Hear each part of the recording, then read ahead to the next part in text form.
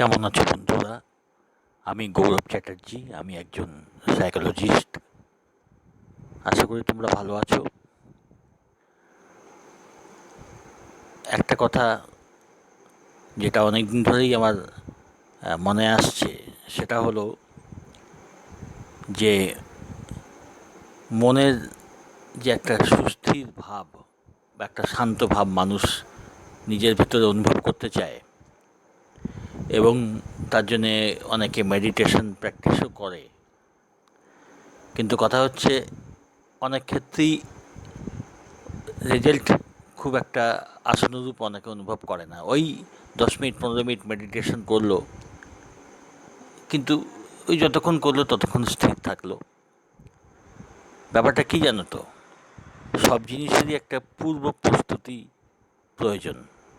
Meditation মানে এ না যে খানিকক্ষণ ধ্যান করলাম বা একটা কিছু হয়ে গেল, তা কিন্তু নয়।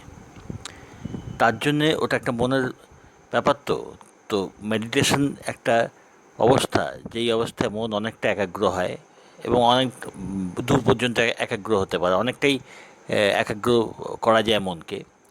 কিন্তু তার জন্যে মনের যে প্রস্তুতি দরকার, সেটা অনেকেরই থাকে না। তো এই জন্যে কী করতে হয় না, ফলে সেই মেডিটেশনের ফলটা ভালো বুঝতে পারছে না। তো তো এর জন্যে কী করতে হয় না, মনটাকে একটা ডাইরেকশন দিতে হয়। এখন যদি বলা হয় কত হাজার থটস যেন মাথার মধ্যে প্রতিদিন আসে, প্রতি সেকেন্ডে কত চিন্তা, ওই নিয়ে আলোচনা প্রাসঙ্গিক নয়।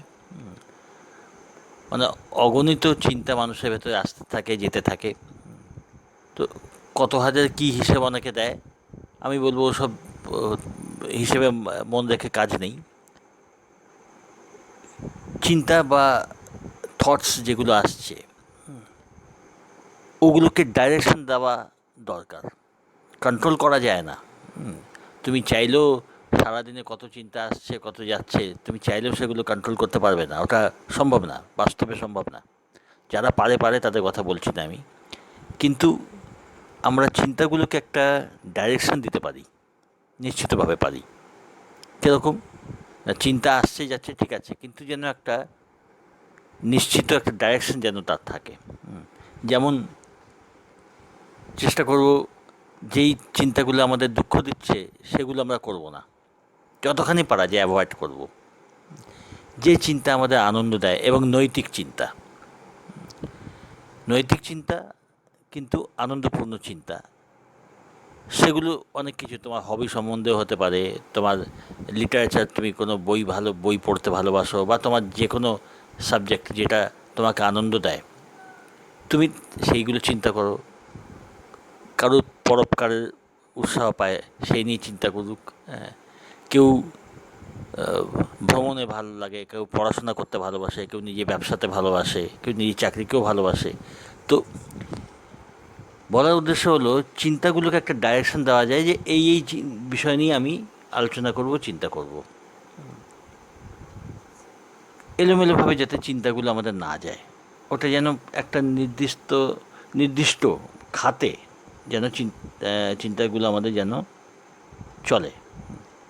আদারওয়াইজ মনকে যদি ছেড়ে দেওয়া যায়, দেখা যাবে মন যা ইচ্ছে তাই চিন্তা করে যাচ্ছে, যে কোনো ইচ্ছে এলোমেলো চিন্তা করতে থাকে। তো এটাতে করলে কি হবে না, মনটাকে যদি আমরা ঠিক করে রাখি যে এগুলোকে আমরা এলোমেলো চিন্তায় মনকে রাখবো না, হ্যাঁ, একটা ফিক্সড নির্দিষ্ট একটা চিন্তাধারার মধ্যে মনকে আমি চিন্তা করবো যে এইভাবে আমি চিন্তা করব। অনেক টপিক আছে। তোমার যদি তুমি স্বাস্থ্য, তোমার ভালো হেলথের জন্য চিন্তা করবে, নিজে হেলথটার ভালো দিকটা চিন্তা করবে, মানে হেলথটা যাতে ইমপ্রুভ হয় সেই দিকে চিন্তা করা। পড়াশোনা যারা করছে, পড়াশোনার ব্যাপার, ব্যবসা, ক্যারিয়ার, এগুলো আছে, তার পজিটিভ দিকগুলো দেখতে হবে। প্রত্যেকটা জিনিসেরই নেগেটিভ আর পজিটিভ দুটো দিক থাকে। তো তো পজিটিভ জিনিসগুলোকে মনটা রাখতে হবে সেই দিকে। তো এরকম করলে দেখা যাবে যে বহু টপিক আছে যেই নিয়ে চিন্তা মানে বলার উদ্দেশ্য হলো যে যেই জিনিস নিয়ে চিন্তা করবে সেগুলো যেন আনন্দপূর্ণ হয়, উৎসাহপূর্ণ হয়। এরকম চিন্তা দেখা যাবে বহু টপিক আছে। কিন্তু তো তোমার পড়াশোনা থেকে শুরু করে ব্যবসাপত্র উপার্জন থেকে শুরু করে হবি থেকে শুরু করে বহু টপিক, যেটা তার পজিটিভ সাইডগুলো যদি দেখা যায় তাহলে সেই দিকে মনটা রাখলে মনটা আনন্দে থাকে। ম্যাক্সিমাম দেখা যায় যে প্রয়োজনীয় জিনিস বা এগুলো আমরা চিন্তা করতে পারি, কিন্তু তার সাথে সাথে তার যে নেগেটিভ সাইড সেগুলো নিয়ে আমরা ভেসে যাই একদম। ওটা করলে চলবে না। শুধু যে যেগুলো কাজের প্রয়োজনীয় সেই দিকে মন রাখা, যেগুলো চিন্তা করলে বেশ উৎসাহ হয়, আনন্দ হয়। তো মানে বলার উদ্দেশ্য মনটাকে চ্যানেলাইজড করে রাখা, মানে নির্দিষ্ট খাতে মনটাকে প্রবাহিত করা। এলোমেলোভাবে চিন্তা করলে হবে না। বেশিরভাগ লোক কী করে, মনটা ছেড়ে দেয়, তো এলোমেলো সব রকম চিন্তা, যেন সব রকম না হয়। এতে কী হয় না, মনের ওপর একটা ডিসিপ্লিন তৈরি হয়।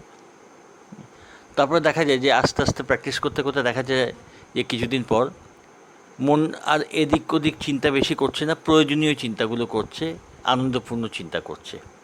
যখন মনের এরকম অবস্থা হয় যে সে প্রয়োজনীয় এবং আনন্দপূর্ণ চিন্তা করছে, এলোমেলো যা তা মানে লাগাম ছাড়া চিন্তা করছে না, তখন মনের একটা ব্যালেন্স আসে, তখন সে মন একটু স্থির হয়। এবং যখন মন স্থির হয় তখন তার শক্তি বাড়ে। এই সময় মেডিটেশন যারা করতে চায়, এই সময় তাদের প্র্যাকটিস করবার সুন্দর সুযোগ।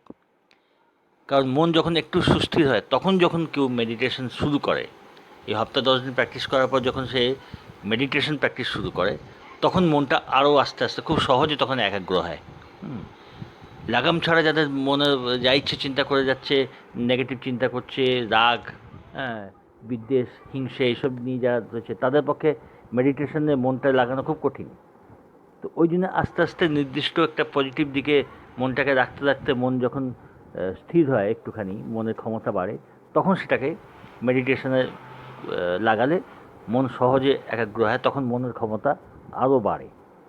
এবং তখন তার সামনে মনকে একটা নির্দিষ্ট লাইফের প্ল্যান দিতে হয়, নির্দিষ্ট লাইফের একটা ডায়াগ্রাম দিতে হয়, বা বল যে একটা রেখাচিত্র মনকে দিতে হয় যে লাইফটা আমার এরকম হবে। তখন মন সেটা নিতে আরম্ভ করে। তো বলার উদ্দেশ্য যে মনের পেছনে কিন্তু খাটতে হবে। যদি নিজের লাইফটাকে ঠিক করতে হয় তাহলে মনের পেছনে কিছু কাজ করতে হবে, মনকে ডাইরেকশন দিতে হবে। হ্যাঁ, এলোমেলো ছাড়লে চলবে না, ঠিকভাবে যাতে সে আস্তে আস্তে স্টেপ বাই স্টেপ এগোতে এগোতে যাতে সে একটা দিশা পায়। মনকে ডাইরেকশন দিতে হবে, এবং তারপরে মেডিটেশনের মাধ্যমে তাকে স্থির করতে হবে আরও। এবং তখন তারপরে একটা লাইফের যে প্ল্যান, পজিটিভ কোনো একটা প্ল্যান বা উদ্দেশ্য, সেটা তার সামনে রাখলে মন তখন আস্তে আস্তে সেই রাস্তা ধরে নেয়। সেই রাস্তা ধরে তখন মন এগোতে থাকে। তো এটাই আমার বক্তব্য। এবং তারপরে মেডিটেশনে আরও ভ্যারিয়েশন রয়েছে, আরও তাকে কীভাবে গভীরে নিয়ে নিয়ে যাওয়া যায়, সেটার উপর আমার ভিডিও আছে, তোমরা সেগুলো ফলো করতে পারো। এটা মোটামুটি একটা আইডিয়া দিলাম, আশা করি তোমাদের ভালো লাগবে। ভালো থেকো, সঙ্গে থেকো।